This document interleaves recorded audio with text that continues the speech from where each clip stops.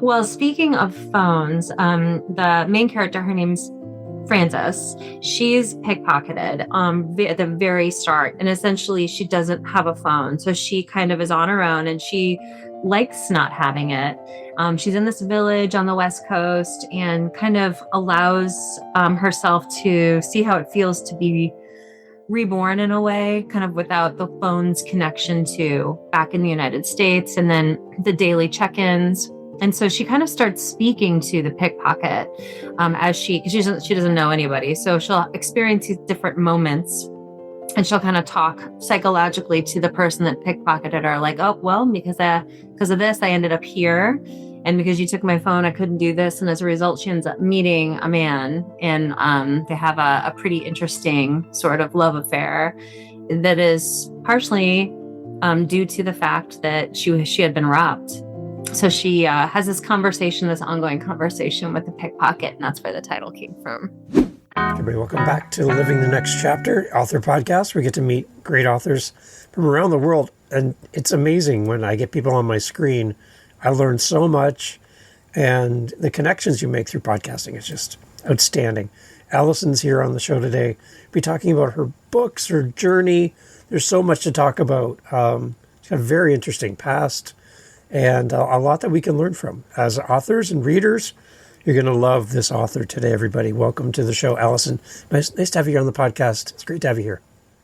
Thanks, Dave. I'm so happy to be here. Come on. All right. So tell everybody, Allison, first of all, where are you in this big world of ours? I'm from St. Louis, Missouri, and that's where I am in the middle of a heat wave. We're under a heat warning, so I'm trying to create some sort of light in a dark space because it's about 100 degrees here. And what's it like in Canada? Any heat wave? It's hot. We just starting to break out of it. It's been pretty bad for the last few weeks. Yeah, just like you go outside and you melt.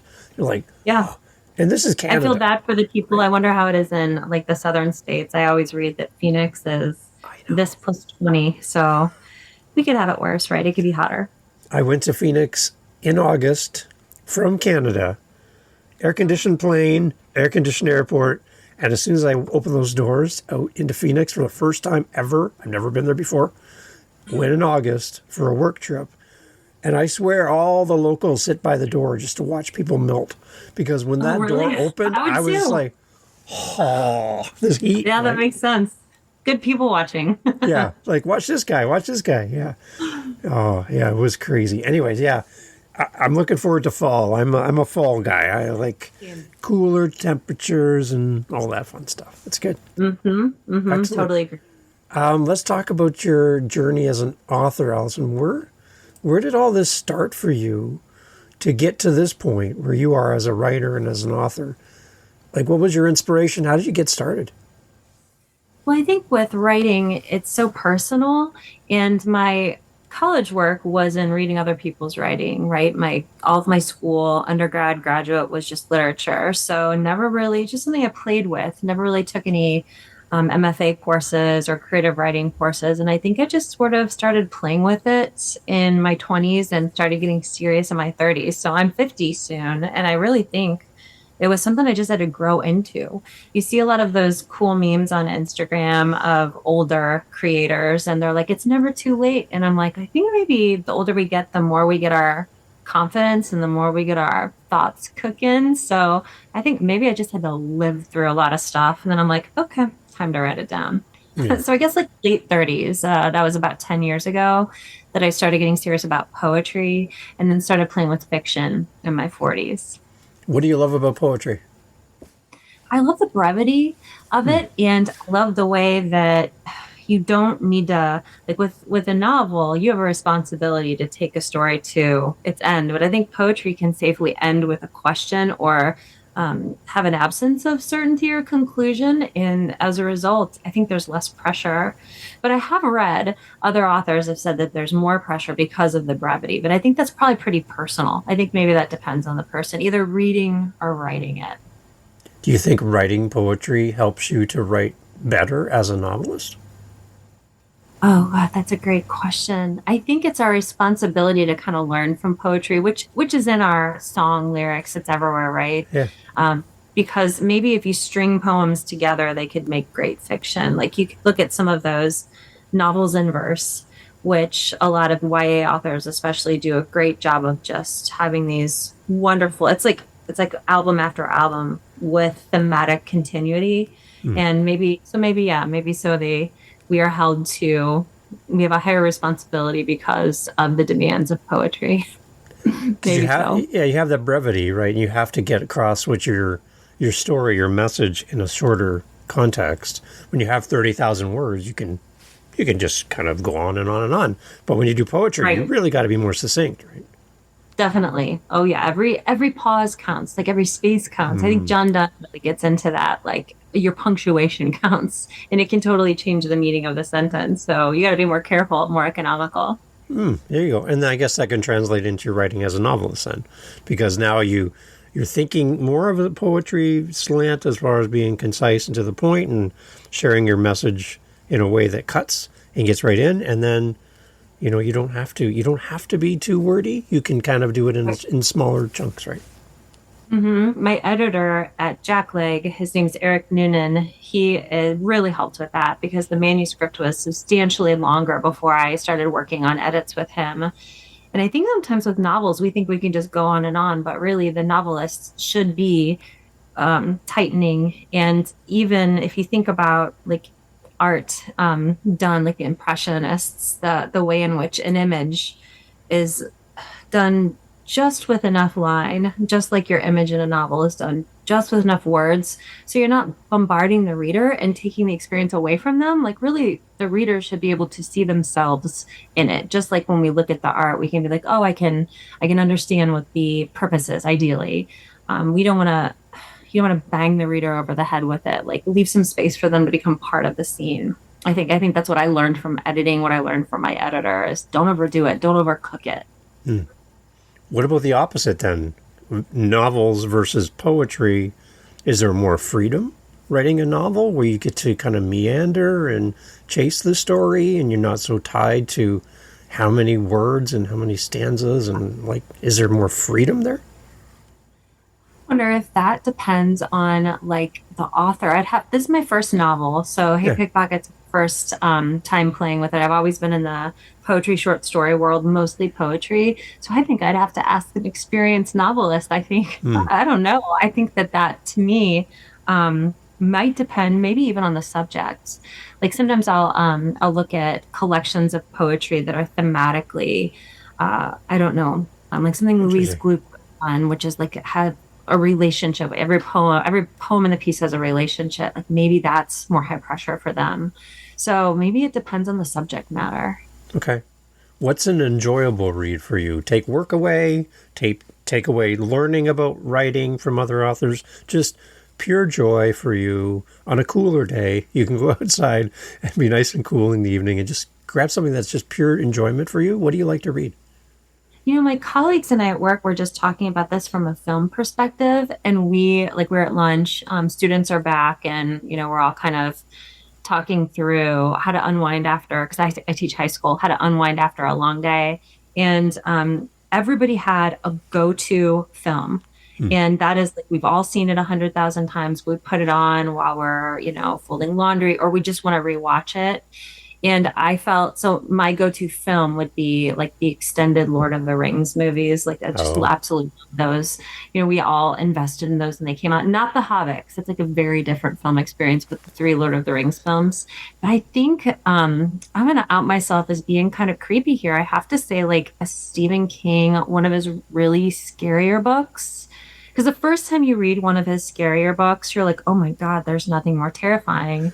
But after you revisit like Pet Cemetery or The Shining, like two of the scariest books, and you know what's going to happen at the end, I think reading it feels a little like a Shakespearean tragedy because you already know what's going to happen. You just get to take that roller coaster ride. And I think his craftsmanship is something that's just a delight, even though you're going to get, scared to death. But I yeah. think it's his storytelling is just it's so, so fully encapsulating. So I'd have to go with him. Okay.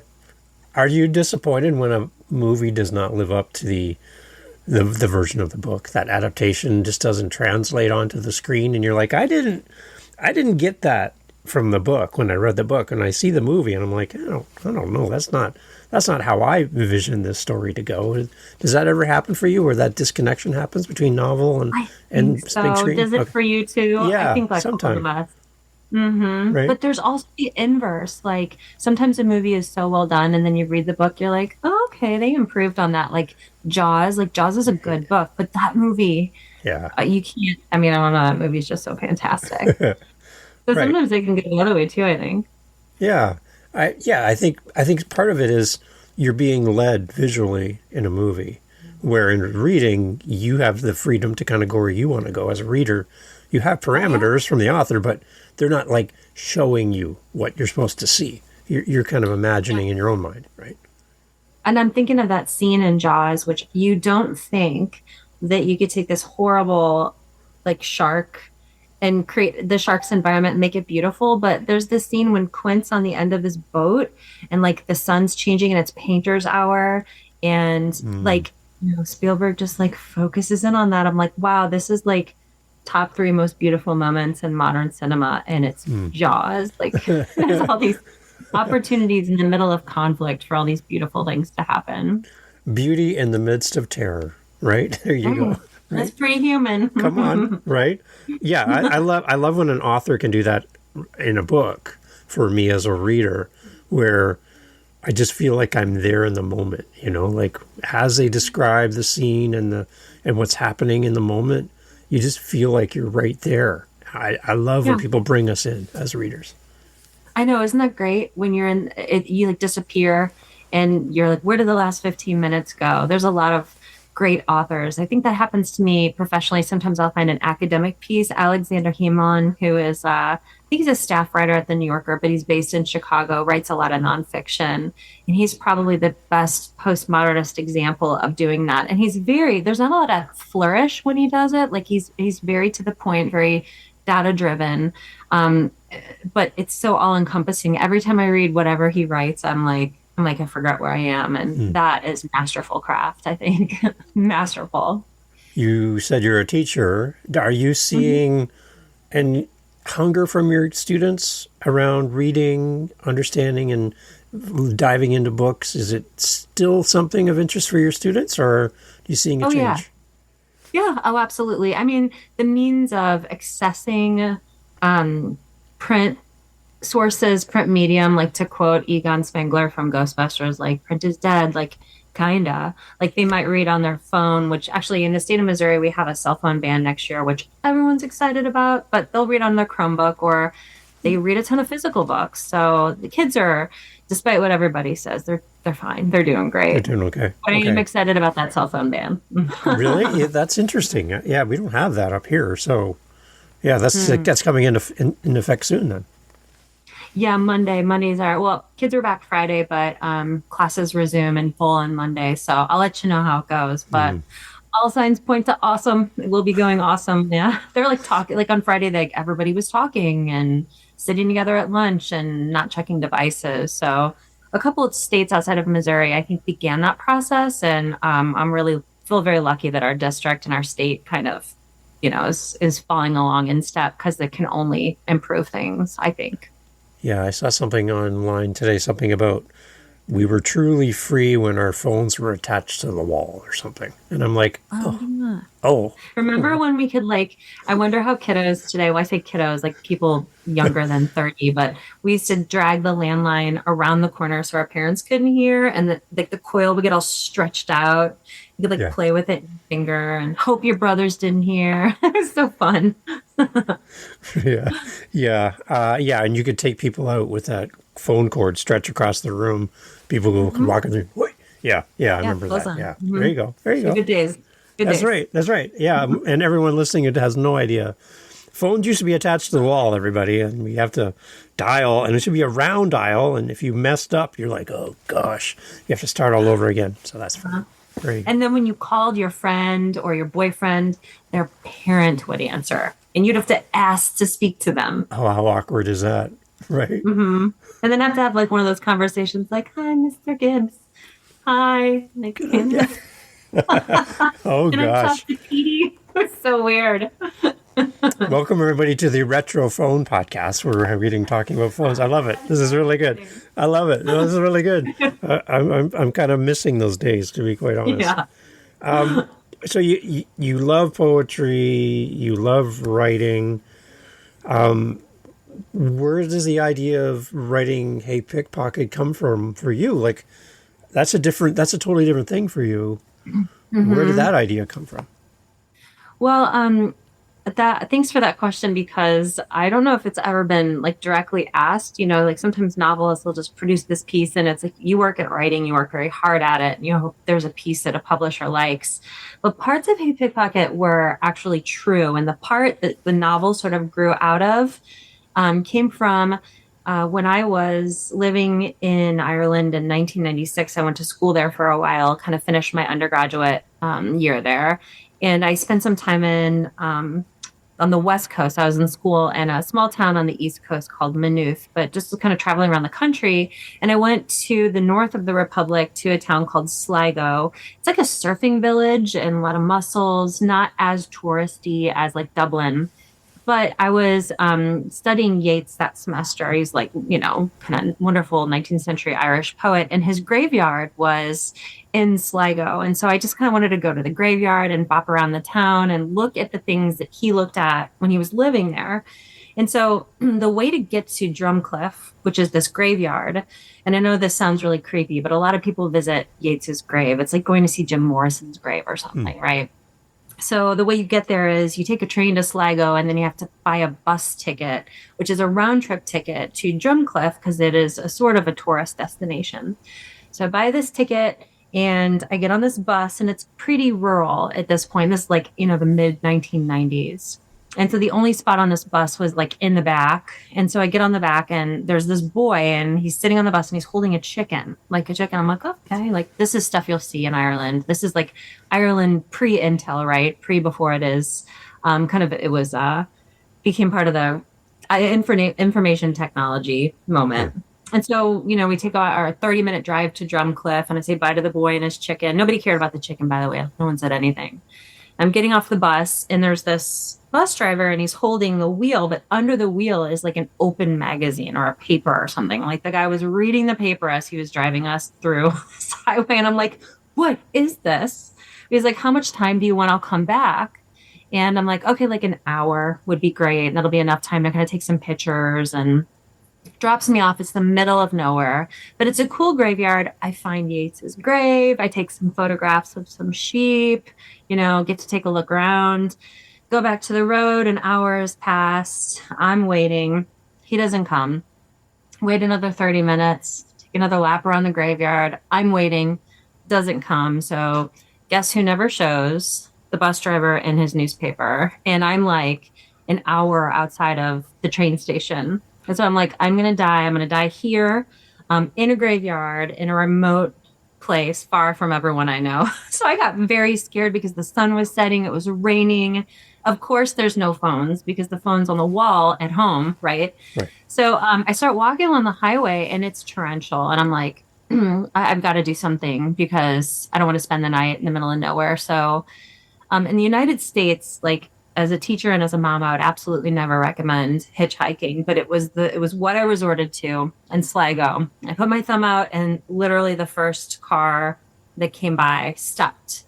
And the car passed. It was kind of blurry because it was raining, and it slowed down, and it stopped about 50 yards in front of me. And I don't have any weapons, and I'm just kind of walking along, and I'm thinking, okay, so this could be a killer, but it also could just be a person.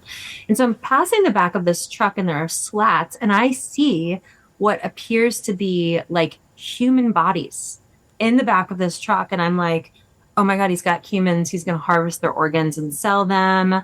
And I start like backing away, but then I see, oh, they're not people. They're pigs. It was a farmer. And so I'm like, okay, so probably he's, he takes care of livestock. He's probably not a killer. So I get in the car, and I look over at this guy, and he is holding a baby piglet on his lap. And he was like, did the bus driver leave you? He leaves like people every day. And I was like, yes. And he asked if I needed a lift back to town. I said, yes. So we're driving along, and he asked if I wanted to hold the piglet, and of course I did. So I held the piglet, and his name ended up being Gabriel, and I was like, well, that's fitting. So because he kind of saved me that day, so he drove me all the way back to the place where I was staying in Sligo, and wouldn't let me give him any, pounds money for the drive. And so that was sort of like stuck in my mind as this thing that, can you guys believe that this is what happens? And like everyone in Ireland was like, oh no, that guy's really nice. He helps tourists all the time. But everyone in America was like, what? I was so reckless. So that kind of sat in my mind since I was, like 20 when it happened. And then it kind of expanded into what became the novel. So the novel is essentially a story about an American woman, nothing like me. She's younger than me. She's a nurse. She's fleeing a murder, and that she ends up in Ireland. And that's one of the scenes. But that's probably the only real thing that happens in the book. Everything else was kind of this romantic story. It is technically categorized as a psychological fiction / romance novel. That's what the bookstores are calling it. But yeah, it kind of grew from that day. I didn't die. I'm so glad. It was the chicken and the graveyard and the pig farmer. Like, who knew would turn into something? What I'm getting from all this, there's a lot of distracted driving in Ireland, is what I'm getting. Right? Yes. I didn't think about that. Yeah. Between the newspaper the pig. Yeah. There was a lot of street roads in Sligo. I mean, the highway just straight, makes sense. Okay. All right. Wow. Okay. I wasn't anticipating that line. That's great. Okay. So let's talk about this a little bit more then. How important is pickpocket in the title of this book to the story? Like, are we robbing people here of their time for this book? Like, what's happening here? Well, speaking of phones, the main character, her name's Frances. She's pickpocketed at the very start. And essentially, she doesn't have a phone. So she kind of is on her own, and she likes not having it. She's in this village on the West Coast and kind of allows herself to see how it feels to be reborn in a way, kind of without the phone's connection to back in the United States, and then the daily check-ins. And so she kind of starts speaking to the pickpocket because she doesn't know anybody. So she'll experience these different moments, and she'll kind of talk psychologically to the person that pickpocketed her, like, oh, well, because of this, I ended up here.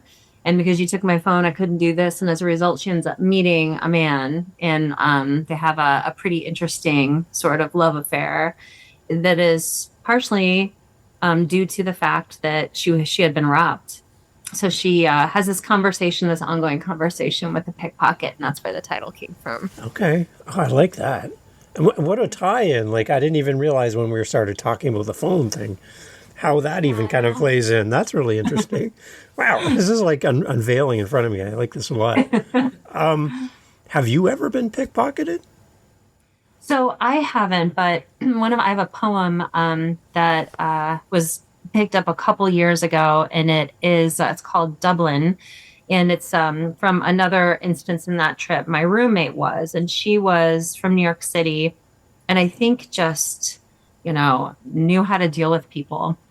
And so she had been pickpocketed. It was during a parade, and it's like the really expert thieves will just barely bump you, and you won't even realize everything's gone. But she got nudged, and she grabbed the guy that did it. It was like a 12-year-old kid, and they kind of got into it, but she got her stuff back. And I was just like watching it from the margins, like, oh my God. So thankfully, knock on wood, it has not happened to me, but I've seen it, and it's kind of scary. I think it takes an expert eye to realize that it's happened to you. Okay. Have you been pickpocketed? Yeah, actually, my friend for a long time lived in Bushwick in New York, and I go to visit him, and he's like, we sit having a conversation. He's like, okay, first of all, you're not from here, so everybody knows that. So they know that you had to spend money to get here. So that means you have money. So that means you're a walking bank. So when you go for a walk out on the street, have money in your pocket. And when they come up to you, just give them the money. Don't even fight. Just give it to them because they know you have money because you're not from here. And I'm like, so Ireland, in my mind, your accent gives you away. You taking pictures of a gravestone gives you away. You're not from here, are you? And in that moment, they can take advantage of you, right?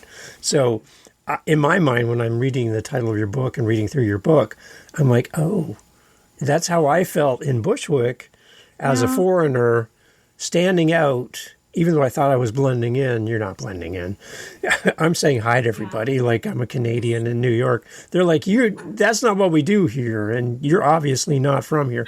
Give me your money, right? So I just walked around with like $5. From New York and St. Louis.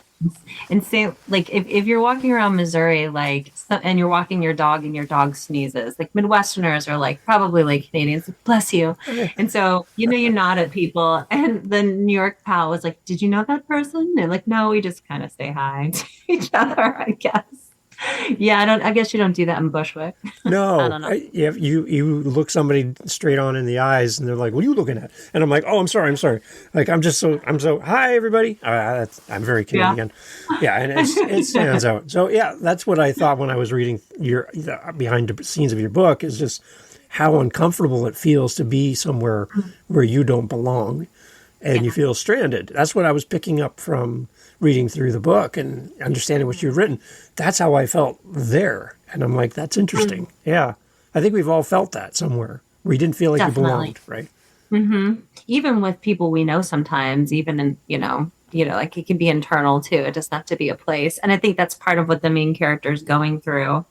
So there's a lot of side conflicts and themes, but ultimately it's categorized as a romance, though I think it's sort of, I would call it more yearny, postmodern fiction. But the booksellers who have read it are like, yeah, we're going to stack it in romance. I'm like, that works too. There's no expiration date on love. We all want it.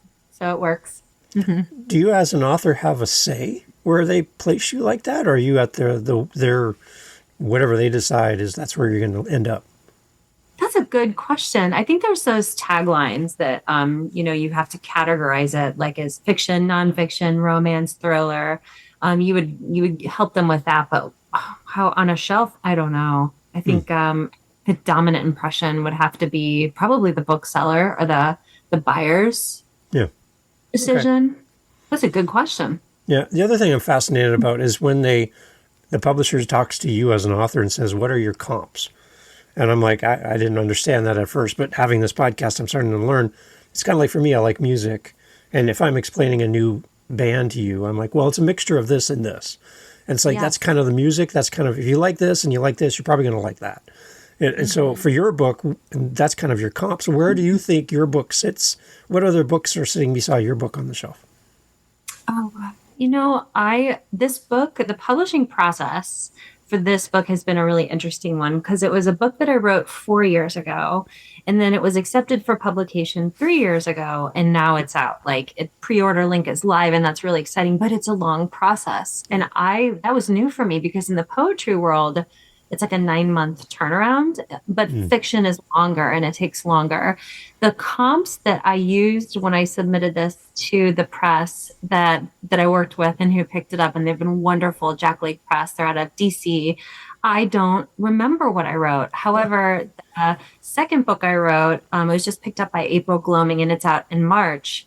It's a horror book. It's a sort of an Ozark horror book because in part I grew up in the Missouri Ozarks, and I remember very clearly the comps for that. It's like a Midwestern scary kind of female-centric witchy book, and I remember the comps for that were like Stephen King's Pet Sematary, as if I'd ever be next to him on a shelf. That would be goals, right? Jeanette Winterson's Written on the Body. There was like a whole arc of different influences / comps for that one. So if I thought about Hey Pickpocket, I think I'd have to, if I could pick and choose, I think I would pick, do you remember in like Much Ado About Nothing, Shakespeare's play, there's a big banter between Benedict and Beatrice, and they're like constantly, they have this rapport, and it's a little bit of teasing, but there's a lot of building tension till, when they finally get together, you're like, oh God, I've been waiting forever. So there's a little bit of that. Okay. I would see something I would say Yeats would be, some of his poetry would be a comp because it's Yeats that brings her to the island where she meets the love interest. Hmm. And maybe if I had to dream a little, maybe like a smidge of Jane Austen, Okay. because there is a lot of like rising conflict and propriety, so to speak, even though it's romance. But I love that question because I don't know if I thought about that in like 4 years since I started querying the manuscript, which is a long time ago because Right. fiction takes a while. Hmm. Yeah, you're a different person too over that period of time as well. So your perspective might be different than when Oh, you that's so started as true. well, right? Yeah. Yeah. Okay. Your ideal reader for Hey Pickpocket. Who do you have in mind? Because I want to talk to them right now, listening, and make sure we bring them into the conversation, right? And they're listening for somebody else. So I want to make it really clear. This is who I envision as, from an author's perspective, who's really going to enjoy this book. Who is that person? Well, I what I really liked about working with JackLeg and their editing process is that I felt my editor Eric Noonan especially helped me to work towards a language in the text that would appeal to any reader regardless of gender. And when my early readers who were male read it, I think it changed for them after I'd edited it because it felt more accessible. So I think that this is I think that if a male reader were to read this, they'd be like, oh, like that's how she thought about me. I think that a female reader would be like, yes, this is how I meant to say it. This is how I would have liked it to go. So I think I don't feel that I would narrow it to a particular gender because I Okay. think it would be applicable to anyone's interest. Okay. It definitely encapsulates Irish folklore, Irish charm. And if you've been to Ireland or if you've been thinking about it, it shows both sides, both city and country, but it really shows the way you spend your time in that remote part of the western side of the country. It's actually set on Inishmore, which is where I spent some time when I was an undergrad. It's one of the 3 Aran Islands off the coast of Galway. It's a fishing village. Mm-hmm. So if you're interested in anything Irish folklore, like the Pogues feature prominently, a lot of Irish music, a lot of Irish culture. And I would say that ultimately, I think it's a book about human connection, the way we want to let ourselves be known to somebody and how all of us are different, right? Some of us are like, here I am. And then some people, it's like a slow taking in the slack. And so we have characters in the novel that take in the slack. And then we have some who are just please talk to me. And so I think when we read a book, we want to see a part of ourselves in the characters or in the conflict. And so I really, when writing it, tried to put a whole spectrum of human affection and desire for connection, and then human connection and desire for privacy in there. So I think when people read it, my hope is that they can find themselves in the characters as like, oh yeah, that's how I love, or that's how I want to be loved. Or maybe even, I don't want to love that way. Yeah. What else about Ireland really stuck with you besides the Irish chicken? What else for you was like, I really love this culture. It's so different from where I'm from. Like, you're doing a comparison in real time. Like, well, where I'm from, we do it this way. But when you're there, you're like, what soaked into you? Like, what did you bring home with you? Well, I went there. There were some options for when you're a student, you can, spend some time in other countries for language acquisition. And I was studying German and practicing my German at the time, but went to Ireland because I had family there. And I think that for me, it was probably the writers who drew me there. I really loved Beckett and Yeats specifically. There was, they spent a lot of time in Dublin and explored Joyce. So for me, a lot of people go for pub culture, but there's, pub culture it's just such a small part of it. It's a place of congregation, but largely the literary culture is the one that I was most interested in. The sort of, the courage of a lot of the Irish writers, especially around about 100 years ago, was really inspiring when you read about what people have been through and how they endured it, and turning it to either written expression or musical expression, I think is what we want to take as inspiration as we go through our own conflicts. And for me, the great writers of not just Ireland, I would extend it to the UK, but I was particularly interested in the Irish writers, which is probably why I got on that bus to that graveyard with the Irish chicken, because I loved Yates. He was just the bee's knees. He was my favorite. There you go. We have listeners in Ireland, so they're probably smiling when they're thinking about the bus and the chicken and all of that. So you never know who's really listening. No big deal. Right. It's good. So, okay, you're going to keep writing. You're going to keep sharing stories with us, right? Are you still writing poetry as well, or are you kind of more focused right now on the novels and continuing that side of your journey? I'm still doing poetry. Okay. I have a chapbook right now. I'm kind of shopping around, but largely it'll just be like individual poems. I wrote one about turning 50 that just got picked up, and that one was kind of fun. I think that, as every season comes, there was some sort of scientific study recently that talked about why time seems to speed up the older we get. Mm-hmm. And I'm feeling that as I'm nearing my educational career. I'm like, God, I've been in teaching for 24 years, and wow.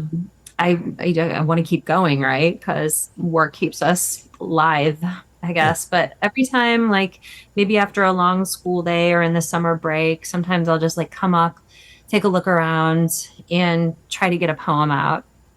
And that's kind of something that takes, you have to bite when the moment presents itself. Whereas I think novel writing is like, all right, it's an afternoon and I'm going to give it 3 hours. But sometimes poetry, you'll feel just like a little bit of electricity, like I'm going to write that down and I'll make it better later. But I think for writers, we all know we feel that little energy and we have to listen to it. I think it's the universe or God or whatever saying, write it down. And so that's what I try to do when I got a poem like bubbling up. Like it just needs to get out. So I'm still playing with that, but we'll see where that goes. Nothing really unified at this time, mostly just poem here, poem there. Okay. Well, that's kind of why I named this show Living the Next Chapter, because I'm always curious what the authors are doing next, right? We want to celebrate what you've done, but I know my audience is like, oh, when I find an author I love, I'm like, please ask if there's more coming down the road, because I want to anticipate the next thing, right? That's kind of the idea. Uh-huh. So for you, what do you see long-term for you as a writer? Where do you want to go? Oh, thanks for asking that. I think I've got, like, writing a novel was fun. So I got, Hey Pickpocket is out. It's here. It's finally happened.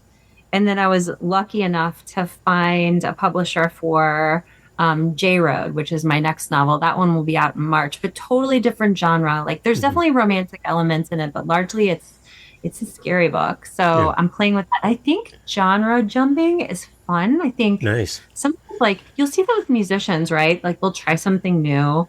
Like, I don't know, get a different producer, try something in a different musical genre. And I think I'm trying that with my writing. So I got another book in March and then probably just a bunch of little poems bopping through the world. The thing about novels I'm understanding is so wonderful about readers is there's people that shop for books and read books. Reading and writing poetry seems to be for other poets.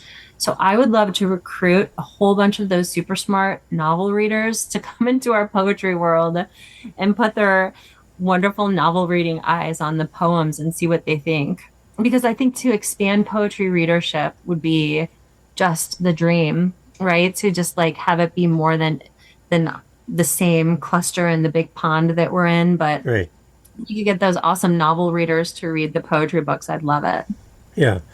I kind of equate for when I talk to authors when they're writing one genre, it's kind of like going to the gym and every day's leg day. Yeah. There's you can actually lift weights with your arms too, right? That's a whole different thing. So it's still the same exercise, but it's a different function, right? So writing in a different genres or a different area is great. I had one author on, they wrote about grief and they're talking to adults, but they were super passionate about trying to put this in terms that children would understand or how you could talk to your kids about grief. I said, have you ever considered writing a children's book then? And they looked at me like, no. And they're like, I am now. Like, I've never thought of doing that before. I'm so focused on my target audience, I've never even considered writing a children's version. And they're like, I got to go work on that. I got to go. So I like when people find something that catches their attention and they're like, oh, I'm curious about that. Maybe I'll do that. right? So I like that you're I think jumping that's around. right. That's really great. I wonder how hard it would be to take all of that adult complexity and translate it to little kids. Right. Like, I would think having an artist friend would help because Yeah. you've got to just, slow it down a little for them. That's a great idea.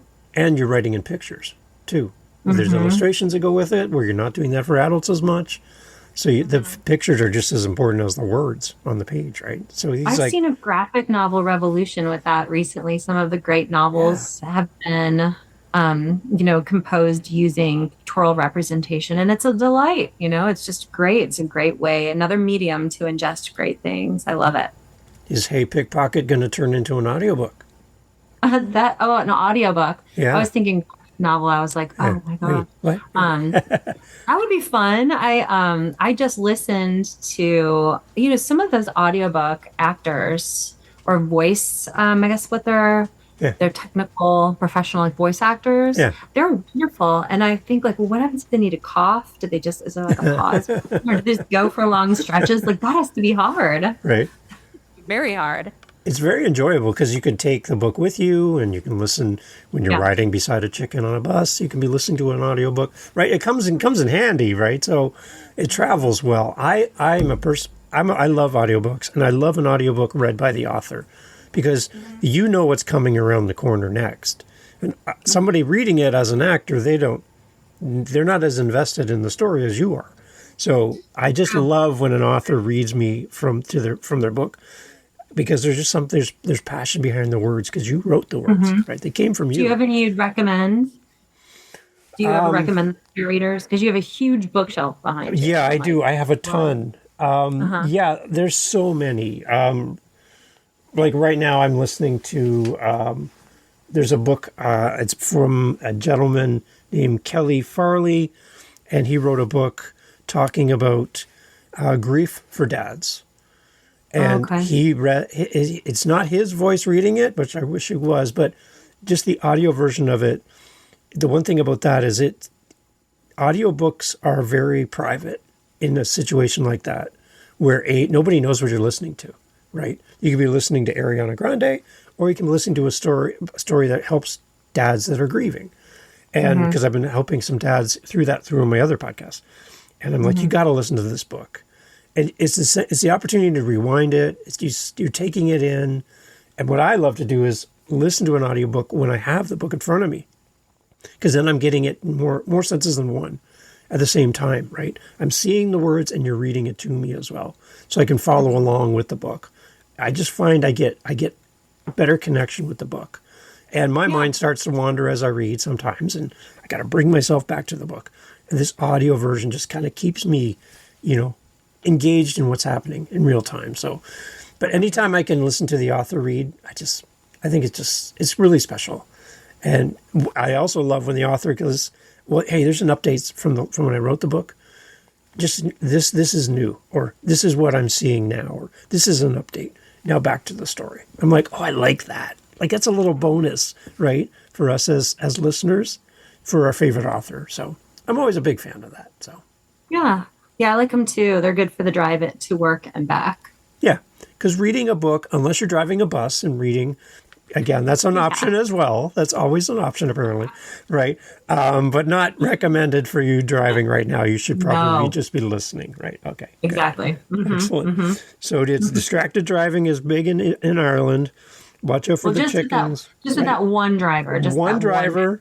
Right? Yes. Okay. All right. Everybody else seemed fine, And the pig. The pig, too, was a distraction, right? That's technically, you should have both hands on the wheel. Keep your hands off your pig. That was such a very cute pig, though. That piglet was so tiny and precious. And that was probably the highlight, cutest thing I saw on the West Coast. Hands down, pig. Made it in the book. I love it. Allison, take us to your website. We want people to connect with you, to continue to follow your journey, to fall in love with your poetry and Hey Pickpocket and all of the things coming up in the future. Take us to your website. Where do we go? So it's AllisonCundiff.net. And there is a link to Hey Pickpocket. It should be on the front page there. You can purchase it from Amazon. And also, if you're local in St. Louis, Subterranean Books, Left Bank Books, several bookstores will have it. But Subterranean Books is the place where the launch is going to be. And it's going to be Irish themed. We'll have Irish refreshments, and there'll be a complimentary workshop after the reading. So if you want to bring something in, you've been thinking about like expanding, kind of like the chicken or the graveyard, bring it in. There'll be a fun group of people, and we'll work through that. And on socials, I'm on Facebook, Instagram. Largely, it's literary based. Would love to talk poetry, fiction, and for anyone who's interested, because we're all just, we read one another, especially in the poetry world. But in the fiction world, I'm learning that's what it's about. So you have a piece, you send it to other writers or people who are just good readers and consume good stuff and want to be entertained. And so getting the feedback from those people is valuable. For those of us who write, because we're doing it for them, for you. And so I think connecting that way is always a great way to give and receive feedback. Good. So go to Allison's website. We'll have a link in the show notes. Click on that news and events tab. If Allison is in your neighborhood, I want you to go to her event, and I want you to bring something related to a chicken. And just bring it. And that's a little secret code when you show up. It could be a sticker, a little stuffed chicken, a real chicken. That's bonus points. I don't think we're going to do that, but something related to a chicken. All right. I'll be like, oh, Dave. How fun is that? Listen to the show. And if it's an Irish chicken who can do the whole jig and the whole thing, that's like bonus points, right? Come on. So go to the event page and make sure you check out where Allison's going to be next. And Allison, you got to come back when you have your next book coming out. Please come back. Let's have another conversation. Thank you. Promote that as well. Okay. I'd love to have you back on the show. Thank you so much for doing this, Allison. Thanks so much for having me. It was so fun to chat. Excellent. Everybody, all information is always in the show notes for Allison. Again, if you're from Ireland, hello, we love you. Drive safely over there, please. St. Louis people, come on, show up for one of your own. And make sure you join Allison at the next event. Allison, thank you so much for doing this. Thanks, Dave. I appreciate it. Hey, thank you so much again for pressing play. As you've heard, great guests on the show. And one thing you didn't hear in this conversation is what? What did you not hear? Think about it for a second. That's right. Not a single solitary commercial for a mattress or a supplement or a whatever you call it. No. Why? Because we don't want to break up the conversation with commercials. So the fact that you're still here means that you are a fan of the show, I'm assuming. So if you want to help to keep the podcast going and to make me feel really happy, all I really care about is coffee, okay? I just got to be honest. I love coffee. I'm drinking one right now. It's starting to get cold. I need to warm it up. Helping us with our Buy Me a Coffee link over at livingthenextchapter.com and also in the show notes helps kind of keep the lights on around here. Remember, I'm doing this for free. I'm paying for everything. So I would love to have a little coffee donation, even $5 kind of fills up my cup. And I would love to enjoy a coffee from you. So if you're interested, again, thank you for listening. But you can use our Buy Me a Coffee link and fill up the cup. Thanks for being here.